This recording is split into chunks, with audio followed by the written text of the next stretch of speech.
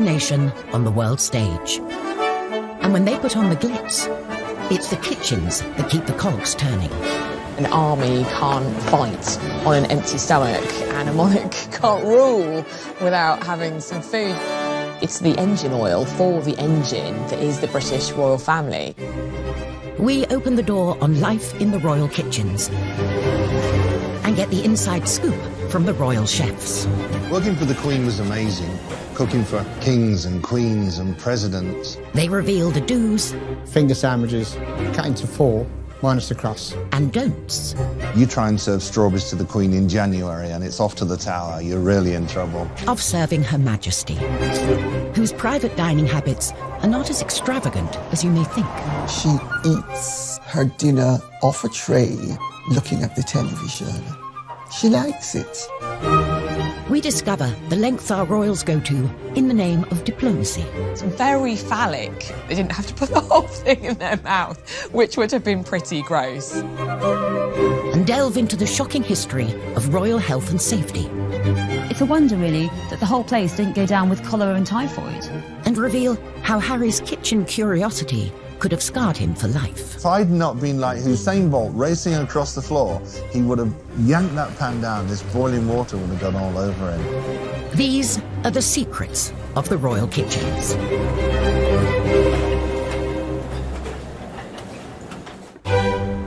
Buckingham Palace, the monarch's official HQ and hub of royal engagements. At its core is the kitchen. A well-oiled machine with the capacity to cater on a mind-boggling scale. Every year, the royal family cater for thousands and thousands of people, and just at Buckingham Palace alone, it's 50,000 people every year.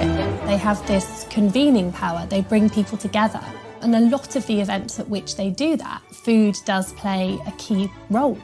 This dinner is always an opportunity for us to come together as friends. With so many mouths to feed, it's no surprise that the royal shopping bill is eye-watering.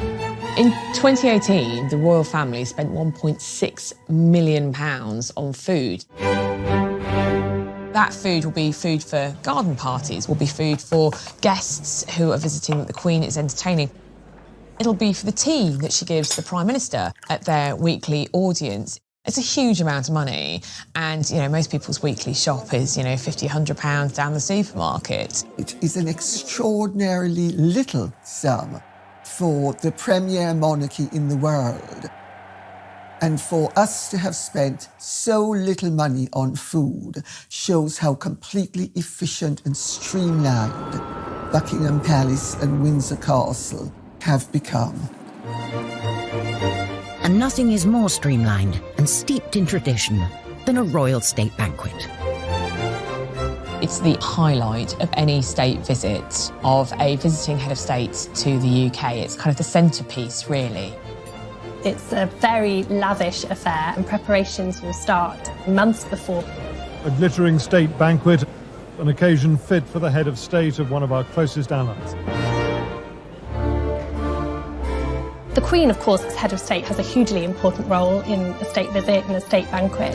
Unlike in the United States, the British head of state is not limited to 2 terms of 4 years. And the banquet is an incredibly sort of personal aspect of the visit to her.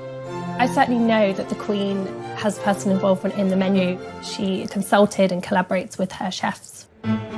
One of those chefs was Darren McCready, who worked in the royal kitchens for 11 years. Working for the Queen was amazing. Cooking for kings and queens and presidents. When the Queen was holding a state banquet, it was his job to create a menu for the VIP guests. The first thing they take into account is, are there any allergies? Do they not eat shellfish? Does the president not eat broccoli? It's to show the best of British, locally sourced, something that's quite fresh and quite light. They'd only use seasonal fruit in the summer, only use asparagus the right time of the year. Nothing really was imported. And if possible, something off the estate, maybe some salmon from Balmoral or some venison from Sandringham. That attention to detail is selling brand Britain. So both the way it's prepared and what it is speaks volumes. The 4 courses for the state banquet. There's the starter, which is always fish, the main course, which is always meat, and dessert is a fruit course, and then coffee and petit fours. Darren and his team had their work cut out, making over 600 plates of food for 170 guests. You started at 6 in the morning, and it was usually 11 o'clock at night by the time you finished. But efforts did not go unnoticed. The reward for all those long hours were 2 miniatures of gin, so you could have a gin and tonic, and that was a thank you from the Queen. And when were you supposed to drink your gin and tonic? Not while you were cooking. Before the food is dished up, the table must be laid. The places are measured meticulously, a measuring stick is used. There's 18 inches of space between the centre of one plate and the centre of another. You don't have much space, so you can understand why they try to consolidate each setting. You've got the forks on the left, the knives on the right. The exception to that knife on the right rule is the little bread knife. In restaurants, you're probably used to seeing it actually on the plate, but for state banquets, they've decided to set it above the bread plate like so. There's even a secret system to prevent the Queen's food being tampered with. After everything is plated up, a page chooses at random one of the plates to be served to Her Majesty, so that if anyone did want to poison the monarch, they would have to poison the whole lot.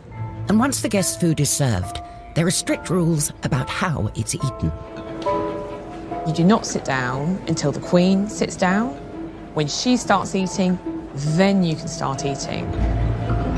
And traditionally, you would have to finish eating by the time the Queen would finish eating. So in years gone past, courtiers would be kind of desperately trying to eat their food quite quickly.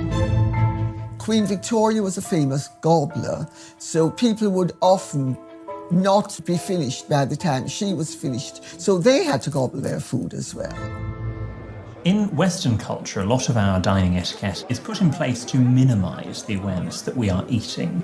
It's small mouthfuls, a straight back, hands in the lap when we're not eating. And so with the royal family, they follow these rules in order to focus on building the rapport with the visiting dignitary that's sitting next to them.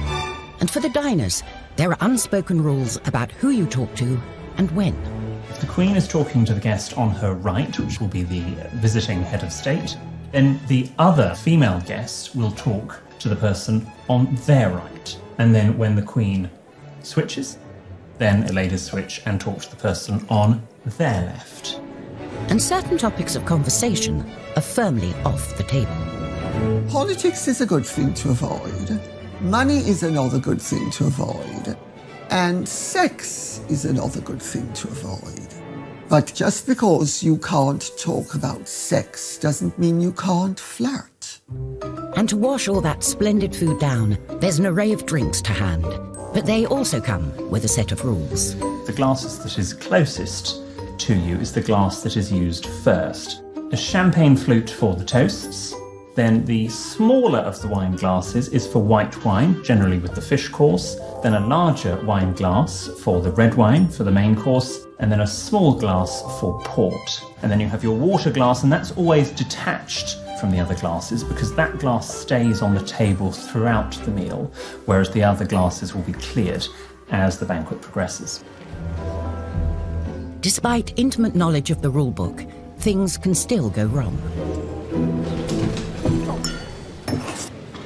Prince Philip uttered blast as his glass dropped to the floor at a state banquet in 2003. Luckily, heads of state politely carried on as if nothing had happened. Coming up, we reveal the shocking past of Buckingham Palace's kitchens. It's a wonder, really, that the whole place didn't go down with cholera and typhoid. And uncover how a palace disaster could have scarred Harry for life. If I'd not been like Usain Bolt racing across the floor, he would have yanked that pan down. This boiling water would have gone all over him.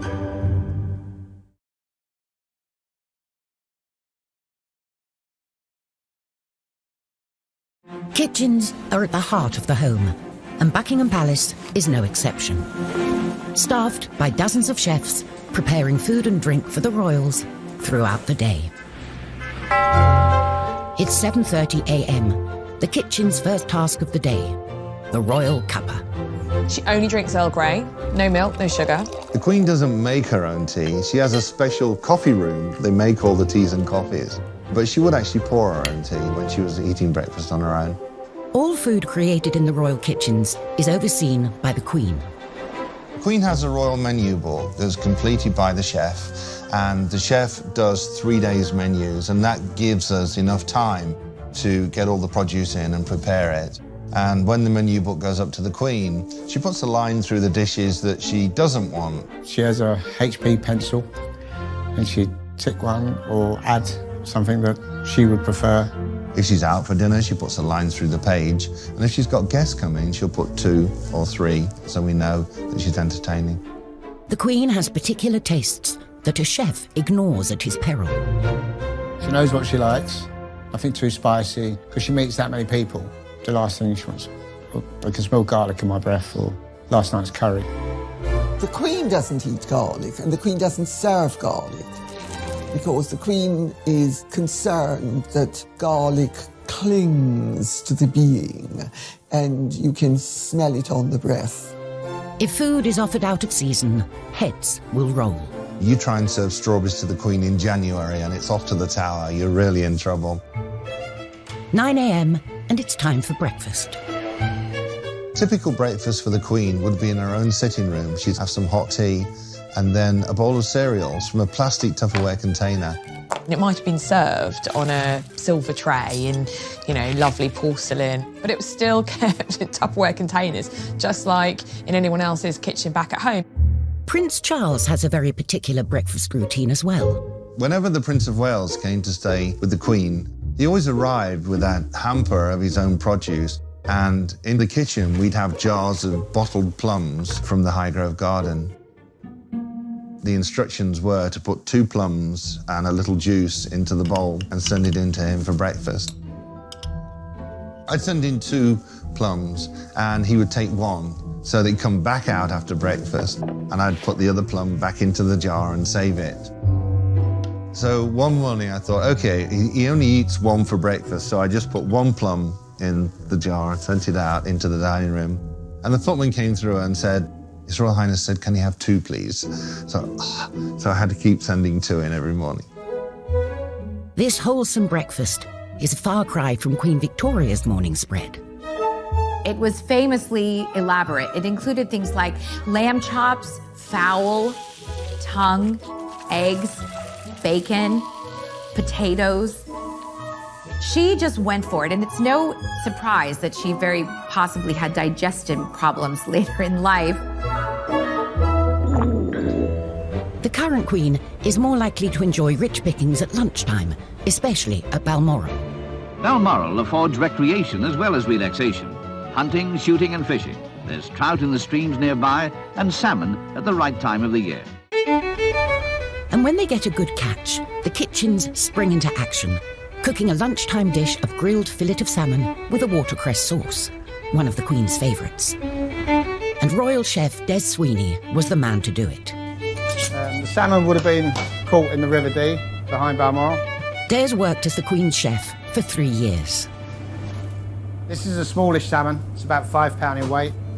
It's a bit of a go-to safe dish, one that the family enjoy, one that she likes to present to guests. The Queen's guests would fish for salmon. Staff were allowed to fish. If they caught one, they would offer it to the Queen, who would politely decline.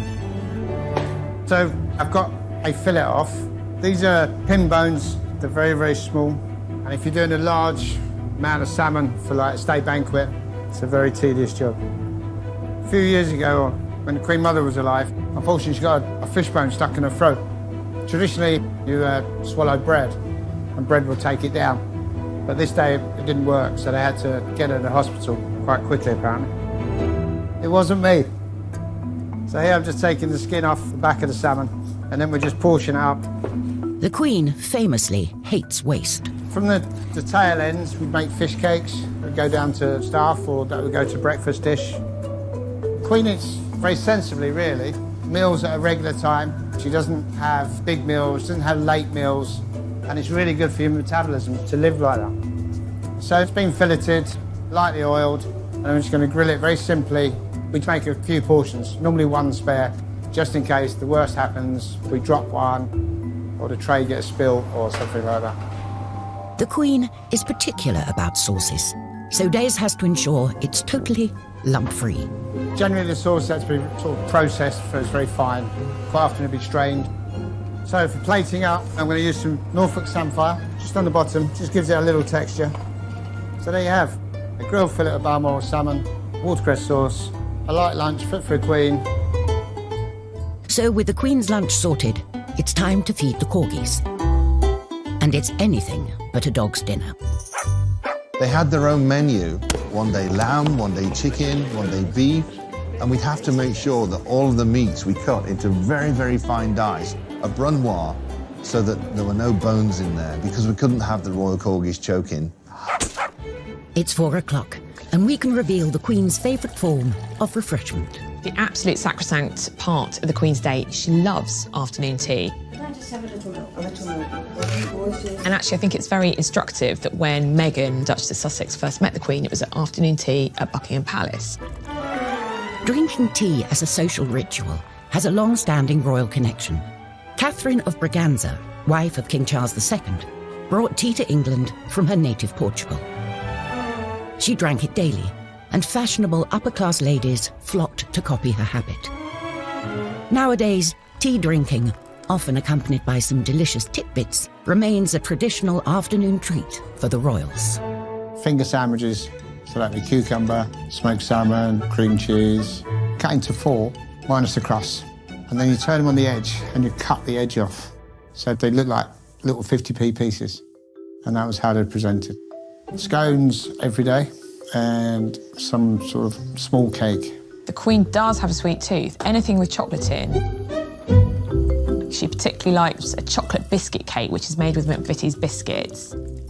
And quite a sweet nod in time spent with his granny. Prince William, actually, for his second wedding cake, chose a chocolate biscuit cake to be served alongside the official kind of fruit cake that he had when he got married to Kate, because he remembered this chocolate biscuit cake from having tea with his granny.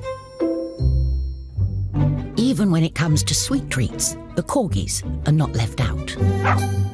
She'll often take one of the scones and just crumble it onto the carpet so that her royal corgis can enjoy afternoon tea with her. Another royal who's reported to enjoy an afternoon tidbit is Prince Charles, although he is said to have rather precise requests. There's a great story about how he likes his eggs at 4 minutes exactly. So the kitchen staff frequently has several pots of eggs boiling, so that when he does come in after a day's hunt, there's one egg that's been boiled at precisely 4 minutes that he would like to eat. His head of communications has absolutely denied this story. Often when we hear stories about lavish demands from the royals, sometimes staff are anticipating what the royal might want. He might not even know that there were, 4 different pans of water on the boil with all these eggs being prepared just in case. 7 p.m, it's gin o'clock. When you are the head of state of 16 countries, you might feel the need for a stiff drink. A drink was gin and Dubonnet. On a big function, there would always be gin and Dubonnet on most of the trays, just in case. You should have to put a hand up and say, "Can I get a drink, please?" When she's off duty, there is reportedly one element of the Queen's private dining that may feel familiar to many of us. She eats her dinner off a tray, looking at the television. She likes it. It's homely, it's cosy, it's comfortable. And to polish off dinner... Most days, there'd be a fruit bowl go up. Queen was a big fan of fresh fruit, especially stuff that was grown locally. And eating fruit has a particular method. Now, this is how the Queen would eat a banana. We don't peel it like a primate. Instead, using the fork, we hold it in place and cut off one end. Then we cut off the other end. And then we turn the knife on its side and go into the skin like so, and then prising it open, and then cut a little bit off and eat like so.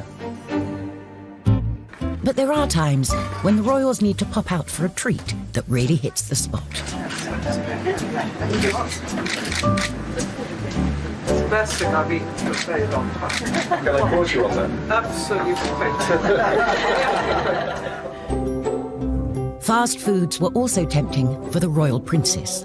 William and Harry, they loved pizzas, burgers. They loved me to cook them burgers. I remember coming into work one morning and Nanny had asked for roasted chicken and she wanted lots of green vegetables served with it too.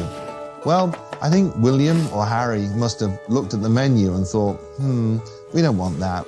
When I came in the evening, there was a note on my desk and it said, Darren, please give the boys pizza for dinner tonight, signed Jess. I looked at it and thought, why is this in the writing of a 5-year-old? And then I realised who'd written it. They actually got the roasted chicken. I was scared of the nanny. The boys' love of food nearly got one of them into serious trouble. I was cooking spaghetti bolognese for them. I had a big pan of water on the stove.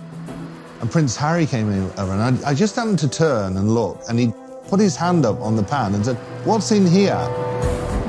And if I'd not been like Usain Bolt racing across the floor, he would have yanked that pan down. This boiling water would have gone all over him. Oh, that was a scary day. The modern royal kitchen is hot on health and safety, but that wasn't always the case. Kate Williams has come to the National Archives to expose a shocking state of affairs. When Victoria turned 18, she became queen and moved from Kensington Palace to Buckingham Palace. But Buckingham Palace had been neglected for 7 years, and almost immediately after the Queen moved in, there started to be complaints about the unholy stink. An investigative scientist was put on the case. What I've got here is this amazing report that was made by Dr. Liam Playfair in 1845. He says that what he's been asked to do is look into the evil complained of and ascertaining the causes which vitiate the air in that building. As he says here, the smells in the palace are so powerful as to produce nausea and feelings of sickness. And I think there had been some perception that perhaps it was the fires or the gas lights that had caused this horrible atmosphere. No, he said, the main evil is the kitchen. He says, I'm reminding you that one of the largest sewers in the world runs unfortunately through the precincts of the palace. Actually, it ran under the kitchens, and I'm afraid to say it was also leaking. So the sewage was coming through the kitchen floor. If this wasn't bad enough, there were a lot of unsanitary practices in the kitchens, including piling up the rubbish in the dustbins, which were, he says, filled with garbage of a very bad description. And next to them were urinals for the use of the male servants without a flow of water. You can't flush them. And actually, he's really quite rude about the palace. He says, I could not have believed it credible that such an extraordinary instance of scientific ignorance existed in any building in the present day. He cannot believe it. So you've got a potent combination here of rubbish, of unsanitary practices, and of disgusting sewage. They are all eating food in these incredibly unsanitary conditions. It's a wonder, really, that the whole place didn't go down with cholera and typhoid. Coming up, a right royal mix-up in the kitchen. I said, the gardener wants to speak to you. And he went back upstairs and I walked with him and he said, oh, good morning, Royal Highness. And I thought, it's not the gardener. And Kate and William are faced with a rather phallic diplomatic dilemma. Try a bit, think of England, carry on. They didn't have to put the whole thing in their mouth, which would have been pretty gross.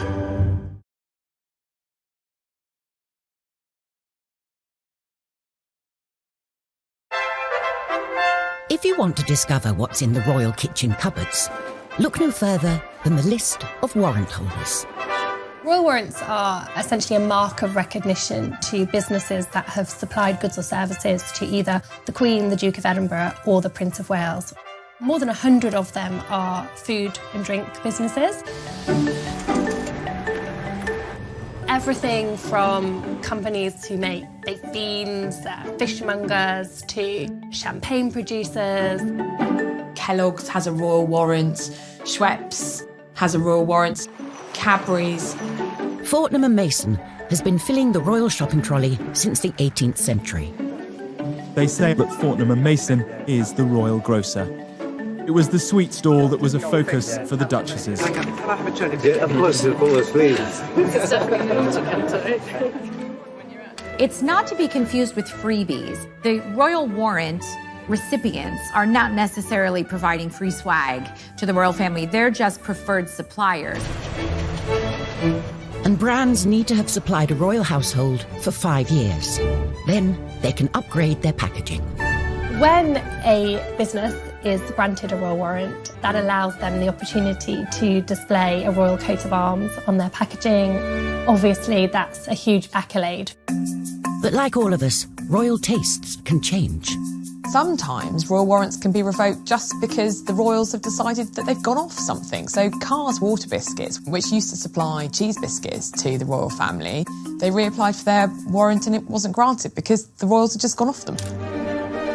Down the road from the Queen's Scottish residence, Balmoral, is a company that has been supplying the monarchy for generations. A whisky distillery, first granted a warrant by Prince Albert in 1848. On a recent visit, Prince Charles got stuck in, checking the goods were still worthy of this honour. We just dropped and then we were getting apples and pears, particularly tin pears. With a nod of approval given, it's back to Balmoral, where the kitchens are gearing up for a visit. Chef Darren McGrady accompanied the royals on several trips, and it's safe to say they don't pack lightly. All the equipment would go from Buckingham Palace. Knives, spoons, ladles, pots, pans, dishes, everything would go up to Balmoral Castle. It took lots and lots of planning.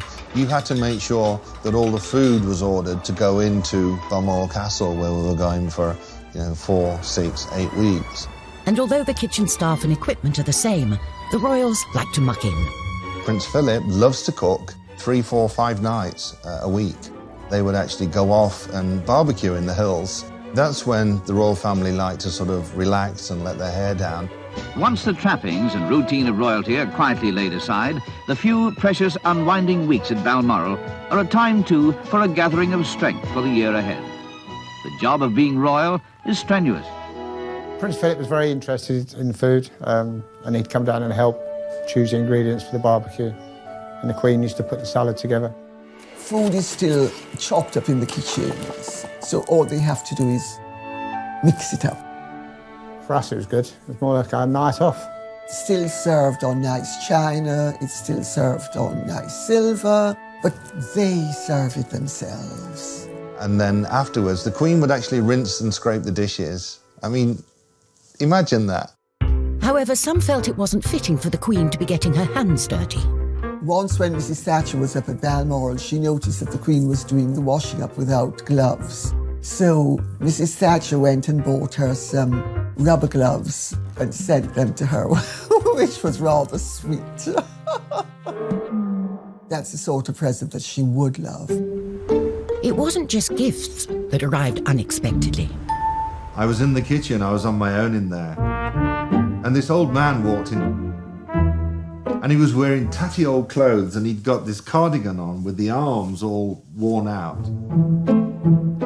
And he said, "Where's the chef?" And I said, "I'll just get him for you, sir." And I went down and found the head chef and I said, "The gardener wants to speak to you." And he went back upstairs and I walked with him.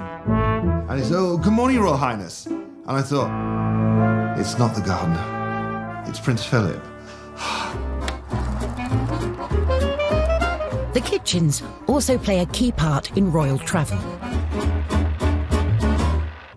Between 1954 and 1997, the royal yacht Britannia took the royals all over the world. The royal yacht Britannia arrives at Monrovia in the African Republic of Liberia with Queen Elizabeth, who is winding up her tour of African nations. On board, the Queen hosted politicians and dignitaries. And for the chefs, logistics were at the top of the menu. The food had to be sent down to Portsmouth where it could be loaded onto Britannia and put in the freezers. And by the time we flew out with all the fresh produce, we were there, we were planned and we were ready to cook. But cooking on a ship has its own challenges. You're in a confined space, the kitchen's not very big, you don't know where anything is. There was a lot of people, a lot of dignitaries, a lot of VIPs, a lot of security. A lot of them would come through the galley. So you'd be cooking away, and next thing there's more people walking through, and it's like, is he working in the kitchen or is he VIP? I don't know what he is. For a royal chef, the show must go on, come hell or high water. We were sailing into a storm. I put chocolate souffle on the menu, and that was a big mistake. It'd gotten around to my course. I put the soufflés into the oven, and I went outside, and the storms were getting worse. I came back inside, looked at the soufflés, and they were rocking around in the bowl. I just went outside, threw up over the side of Britannia. Oh. Sometimes it was so bad, the Queen would helicopter off and fly ahead, and it was like, okay, it's going to be rough. And of course, Prince Philip loved it. Yay, let's go, because he used to be a sailor. On tour, digestive disasters for the royals are to be avoided at all costs. When a royal goes on tour, huge consideration is given to what they eat. Just a little bit, just a little bit. Individual taste taken into consideration. They might say, well, Prince William likes curries, or, you know, the Queen, for instance, famously doesn't eat shellfish. Not because she doesn't like it, but because obviously shellfish can give you an upset stomach, and if you're doing an important diplomatic tour, you don't want to miss a day because you're sick. She takes her bottled Malvern water, and that's all she drinks. Sometimes food and drink can prove to be a diplomatic challenge. Now a coconut shell is handed to the Queen for the ceremonial drinking of the cava. She often has to eat things that she might not privately wish to eat. Here, the mixing and drinking of the cava is of the greatest importance. But she does it because she's very dutiful and she doesn't want to offend her hosts. To the Western palate, the taste is, well, unusual. When our younger royals have been faced with unfamiliar delicacies, they don't always maintain their composure, as Emily Andrews witnessed. When I was on tour with William and Kate in 2016 in Canada, we were at this lovely kind of presentation of seasonal Canadian produce. Sun was shining, Kate was looking gorgeous. I was like, oh, this is lovely. And suddenly we see this clam called a geoduck. It's very phallic looking, kind of long tube and kind of a bulbous part at the end. It's a delicacy and you eat it. And so Kate and William were kind of going around the stalls and we were all as pressed, kind of waiting for them to present it, this geoduck clam, and what would they do? And bless them, they both tried it. They managed to stifle any kind of giggles. There was a slight giggle from Kate. So the etiquette there would just be to pick up the food item, have a little nibble, make some polite remark, and then place it down. Try a bit, think of England, carry on. I think they had a chopped up bit. They didn't have to put the whole thing in their mouth, which would have been pretty gross. Coming up, when Meghan came under fire for promoting her favourite fruit. They are involved in the exploitation of workers abroad, and how dare she promote the consumption of avocados. And a greedy king's artery-clogging meat feast. It looks like what might happen to us post a nuclear Armageddon. You're not going to make me try and eat this, are you? Definitely are. It's so gross.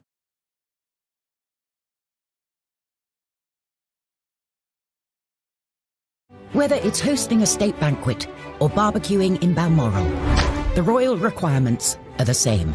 Produce must be locally sourced and sustainable. It's an attitude that now seems surprisingly modern.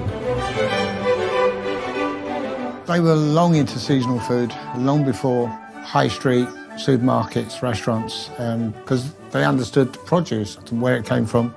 For Prince Charles, this interest in how food was grown became a passion. He introduced organic food into all the royal palaces. I mean, apparently he used to turn up at Sandringham kind of literally with armfuls of organic produce from Highgrove, his personal house in Gloucestershire, and Prince Philip was like, what's this? So Charles's kind of, funny little habits. Prince Charles is notorious in country house circles for when he comes to stay, he often brings his own food. Not everybody thinks it's a good thing to do, but people put up with it. It's one of his eccentricities. Prince Charles was mercilessly mocked when he professed his love of organic food. He believed and saw very early on the damage that pesticides could cause. Organic farming delivers the highest quality, best tasting food produced without artificial chemicals or genetic modification. He was very instrumental in pioneering in creating a garden that was pesticide-free. In 1990, Prince Charles established Duchy Originals. They didn't have to put the whole thing in their mouth, which would have been pretty gross. Coming up, when Meghan came under fire for promoting her favourite fruit. They are involved in the exploitation of workers abroad, and how dare she promote the consumption of avocados. And a greedy king's utterly prodding meat feast. It looks like what might happen to us post a nuclear Armageddon. You're not going to make me try and eat this, are you? So gross.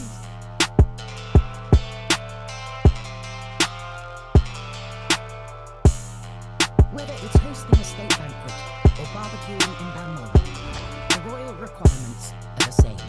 Produce must be locally sourced and sustainable. It's an attitude that now seems surprisingly modern.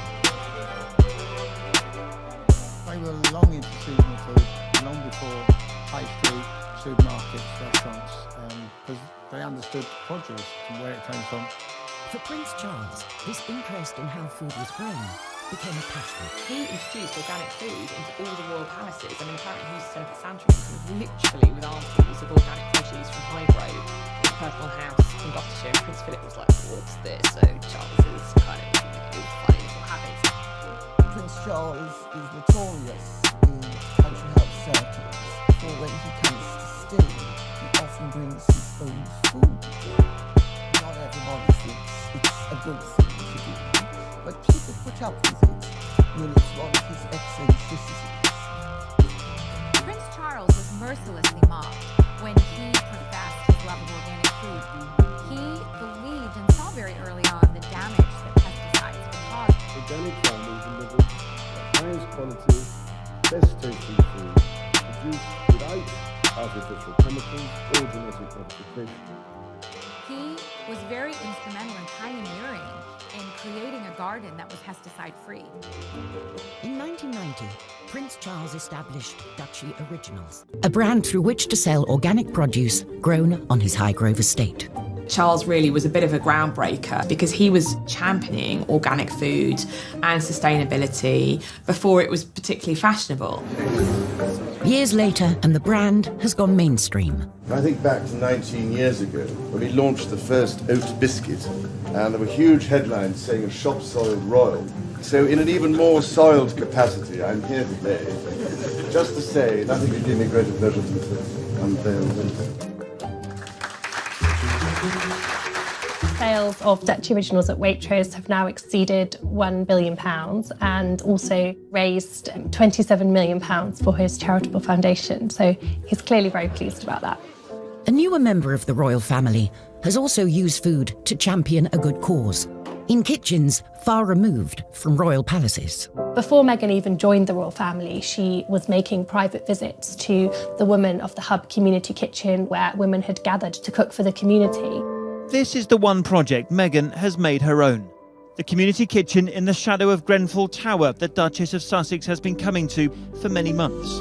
And she said how she instantly felt very at home and very welcomed by that community. And a big part of that was this sort of common love of food. It was clear Meghan has a strong bond with the women who come here. She comes and laughs with us, and then she knows about our family, we know about her, so it's nice. And she came up with the idea of making a cookbook. So using all the ladies' recipes and indeed her recipes to raise money for this community kitchen. With the attention that someone of her celebrity can bring to this cause, the book has been flying off the shelves. The money that it raised was ploughed back into the community kitchen. It was completely renovated.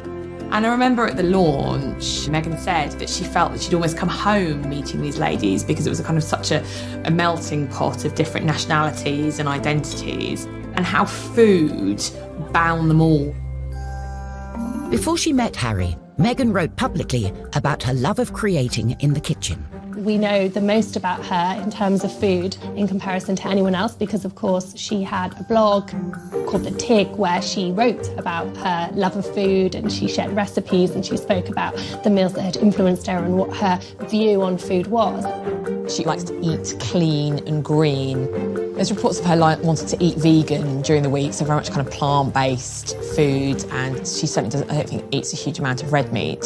The modern royals seem to be much more interested in food, healthy eating, and I think that's exciting.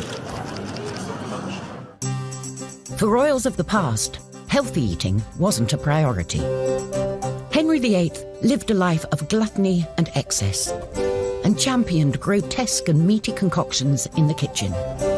The cockentrice was one of his favourites. Historian Kate Williams is going to meet Andrew Clark, a chef who still uses an open fire and has been preparing this calorific creation. Oh my goodness. I've read so much about the cockentrice and I've never actually seen one, and there it is. Half pig and half chicken. It looks like the most terrifying mutant thing I can possibly imagine, kind of what might happen to us post a nuclear Armageddon. You're not going to make me try and eat this, are you? Definitely are. I've really got to live like Henry VIII. Okay. The trotters and then the chicken legs. It's so gross. The cockentrice was created by taking half a pig and half a chicken and stitching them together. There's no nice way of stitching this, really. It's all quite Frankenstein. Henry VIII's kitchens were the largest in Tudor England, making over 800 meals per day. Pretty freaky, huh? The cockentrice was roasted on an open fire and served up by the king to his waiting VIPs. If you're Henry VIII's chef, you're just giving him a big signifier of his power here. You're really showing off his brilliance because only he can afford the best people who can make this incredible, creative, time-consuming dish. Henry basically spends the equivalent of £5 million on a massive meat feast. And this is the centrepiece. It's about grandeur, it's about excess, and really showing off. How can we think of the craziest thing to do? I know, let's stuff a pig with a chicken. You know, how fun is that? Would you like to try some? I'm kind of terrified. And also, I'm quite excited because it does smell good. Well, let's give it a go. Let's see what it's like. Give it a go. Oh my gosh. Thank you. So I used to be a vegetarian. It's a good thing I'm no longer. Otherwise, I might be quite traumatised. Okay. That is beautiful. If I was at Hampton Court eating this rather marvellous meat, I think I'd be pretty impressed. Well, I think we should drink to the cockentrice. Cheers. Cheers. The humble chicken has taken centre stage for our modern royals too. Famously, Meghan and Harry got engaged as they were trying to cook a roast chicken. It's a standard, typical night for us. It's a cosy night. It was what were we doing? Just roasting chicken and Roasting having a chicken. Trying to roast a chicken. Trying to roast a chicken. I think Harry said trying to cook a roast chicken. I mean, we know that Meghan is a very accomplished cook. Very romantic. He got on one knee. Standard roast dinner, but that's great. That's, you know, shows that they're normal. It's something that we can all imagine doing. It's not something that we think, oh, well, that's because they were royal, they were doing that. And any meal they eat can make the news. But it's not always a welcome headline, as a friend of Meghan's discovered on a visit to Kensington Palace. He posted what I'm sure he felt was a very innocuous photo of avocado toast and wrote that Meghan was the avocado whisperer because she does such great avocado toast. One newspaper absolutely went after Meghan for eating avocados, saying that they are involved in the exploitation of workers abroad and how it's a controversial thing to eat and how dare she promote the consumption of avocados. An unconventional life in the limelight hasn't stopped the brothers from having an ordinary approach to food. We're living together as brothers, and it's fantastic. It really is. He does most of the cooking. I just laze around watching TV. If you think about William when he was at university, he did have that regular university experience. You know, he lived with other students and that he did the things that other students do, and that would have extended to the way that he ate as well. He certainly wasn't up in St Andrews with a chef who was preparing his meals. You know, that just wasn't happening. And same way with Harry when he was in the military. He didn't go with his own chef. It was very much a case that he fitted in and did what everyone else did. So they do have that pretty ordinary relationship with food. They bring it up to modern day, aren't they? You're too kind, thanks so much. It's the new kids on the block. Harry and William don't want to live like Grandma. When William and Kate had apartment 1A at Kensington Palace renovated, they famously had 2 kitchens put in. One kitchen for them to use personally, and also a professional kitchen for hosting events at Kensington Palace. Kate in the papers was dubbed 2 Kitchens Kate. I've had conversations with her about how much she loves to cook, and she certainly likes to cook for the kiddies. When faced with a baking challenge, Kate can definitely rise to the occasion. William, however, could do with a little practice. Swing and cross. Yes. Oh no! Look, like that. It sort of looks like a pretzel. Of course, when we think about the royals, and particularly the Queen, you know, they have loads of staff to do everything for them. But actually, Kate cooks a lot of their meals herself. And I think she likes to do that because, like most of us, that's the heart of her family life. Whatever the royal family eat, and wherever they are, the eyes of the world are watching. They are very much on display, and every engagement that they do, they are watched very closely. We might have to come down there for lunch. Everything they eat and drink becomes the story. And even though the modern royals have a more hands-on approach to food, their chefs will always have a vital role to play. Kate will not be queen in a tiara going shopping around Waitrose. That's not going to happen. She wouldn't have time in any case. She's going to be too busy. But whoever is on the throne, the royal kitchens will always be at the heart of the monarchy. Food is very important when it comes to the way that we function as a country diplomatically. That's going to continue to be a key feature in the future.